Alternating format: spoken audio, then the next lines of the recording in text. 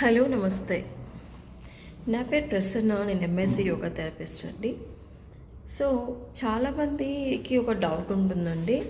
So yoga అంటే ఇక్కడ మనం ఒక 10 డేస్ ఫ్రీ సెక్షన్స్ చెప్తున్నారు, లేకపోతే యోగా అంటే మనం ఎక్కడైనా పోయి చేసుకోవచ్చు అనే ఇంటెన్షన్తో మైండ్ సెట్తో ఉంటారు.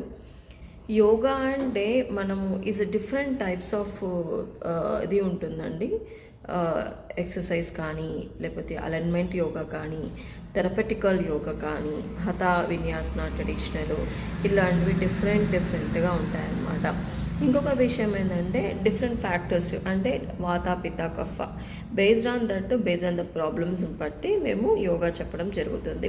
ఫర్ ఎగ్జాంపుల్ స్కాటికా ప్రాబ్లం ఉందనుకోండి, స్కాటికా ప్రాబ్లమ్ని బేస్ చేసుకుని దానికి మాత్రమే మేము సొల్యూషన్ ఇస్తామన్నమాట. అదేవిధంగా ఫర్ ఎగ్జాంపుల్ ఎంబీబీఎస్ డాక్టర్ ఏం చేస్తాడండి, మీకు ఫీవర్ వచ్చిందని హాస్పిటల్కి వెళ్తే ఫీవర్ ట్యాబ్లెటే ఇస్తాడు కదా. ఇక్కడ కూడా అంతే, is called as alternative medicine అంటారు యోగాని. సో మనం ఎక్కడో ఫ్రీ యోగా సెక్షన్స్ చెప్తున్నారని ఫ్రీ యోగా సెక్షన్స్కి పోతే అక్కడ ఏంటి, అది జనరల్ యోగా అవుతుంది, కామన్ యోగా అవుతుంది. ఇక్కడ ఏంటి, ఫర్ ఎగ్జాంపుల్ థైరాయిడ్కి వచ్చాడు అనుకోండి పేషెంట్, థైరాయిడ్కి సంబంధించిన యోగా, దానికి తగ్గట్టు డైట్. ఓకే, అండ్ స్కైటిక్కాకి వచ్చాడు అనుకోండి, స్కైటిక్కి సంబంధించిన డైటు, దాని తగ్గ ఎక్సర్సైజ్.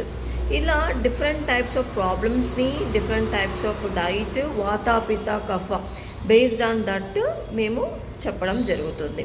అంతేగాని ఎక్కడో మనం ఫ్రీ సెక్షన్స్ చెప్తున్నారు కదా అంటే మనం ఇన్స్టిట్యూట్ పెట్టుకోవడం కూడా వేస్ట్ కదా. ఇన్స్టిట్యూట్లు పెట్టుకొని దానికి రెంట్లు కట్టేసి దానికి ఇంకా మేము ఎంఎస్సి చదువుకొని, డిప్లొమా చేసుకొని, పీజీ చేసుకొని అండ్ పిహెచ్డీ చేసుకుని అదంతా అవసరం ఉండదు. మేము కూడా జనరల్ యోగా చెప్పుకోవచ్చు. కాబట్టి అలా కాదు, ఇక్కడ మనము వాత పిత్త కఫ బేస్డ్ ఆన్ దట్ మనము యోగా చెప్పడం జరుగుతుంది. అదేవిధంగా వెయిట్ లాస్కి కూడా మనం ఇక్కడ చెప్పడం జరుగుతుంది. వెయిట్ లాస్ కూడా చక్కగా మనము హ్యాపీగా అన్ని తింటూ ఎవ్రీ 2 అవర్స్కి ఒక ఫుడ్ తీసుకుంటూ కూడా మనం వెయిట్ లాస్ జరగడం జరుగుతుంది అన్నమాట. సో మీకు ఈ వీడియో వింటే మీకు కొంచెం వరకు అవేర్నెస్ వచ్చిందని నేను అనుకుంటున్నాను. సో మీకు ఈ వీడియో నచ్చినట్టయితే లైక్ చేసి, షేర్ చేసి, సబ్స్క్రైబ్ చేసుకోండి. Thank you. నమస్తే.